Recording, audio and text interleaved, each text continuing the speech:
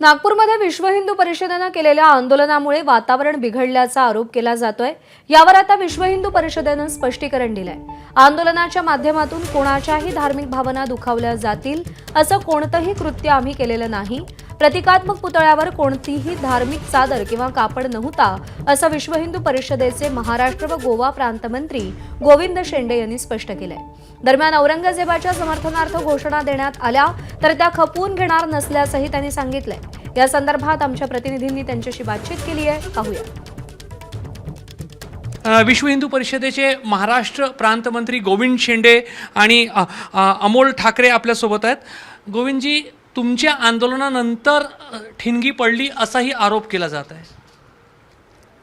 असं आहे की लोकतांत्रिक व्यवस्थेचे अंतर्गत आणि आम्ही तिथे आपल्या अधिकाराचा उपयोग केला। आम्ही तिथे प्रोटेस्ट केला, मागणी केली, पुतळे दहन केला आणि त्याच्यानंतर जे तिथे झालं, औरंगजेब हमारा बाप है,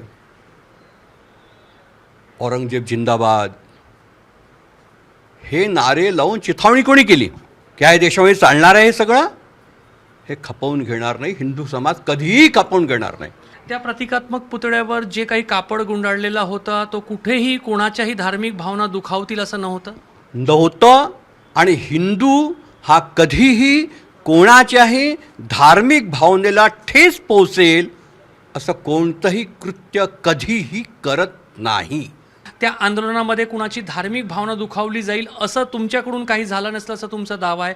पोलिसांनी जी मागणी करण्यात आली त्याप्रमाणे विश्व हिंदू परिषद आणि बजरंग दलाच्या 9 लोकांविरोधात गुन्हे दाखल केले। मग संध्याकाळी हे का घडलं? काय आपलं आकलन आहे? यांनी योजना करून हे सगळं झालं। सगळं आंदोलन संपल्यानंतर 1-1.5 तासानंतर काहीतरी झालं, त्याच्यानंतर 4 तासांनी झालं। याचा अर्थ काय आहे? जे दुकानं जाळली गेली फक्त हिंदूंची, गाड्या जाळल्या गेल्या ते फक्त हिंदूंच्या, गाड्या फोडल्या गेल्या त्या फक्त हिंदूंच्या, दगडफेक फक्त हिंदूंच्या घरावरते। याचा अर्थ काय आहे? योजना बद्ध हे सगळं आंदोलन केलं गेलेलं आहे। ज्या भागात ही घटना घडली तिथून काही बाहेरच्या लोकांचा किंवा काही संघटनांचा याच्या मागे हात आहे? बाहेरी हस्तक्षेप याच्यामध्ये आहे, हे नक्की आहे। कारण की ज्या मस्जिदीमध्ये सामान्यतः 50-60 लोक नमाज पढायला येतात, तिथे 1500 ते 2000 लोकांनी त्या दिवशी नमाज अदा केली। याचा अर्थ काय? हे पोलिसांनी तपासून काढावं।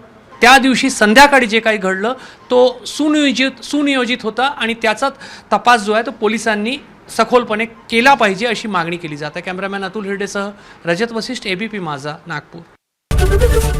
एबीपी माझा, उघडा डोळे बघा नीट।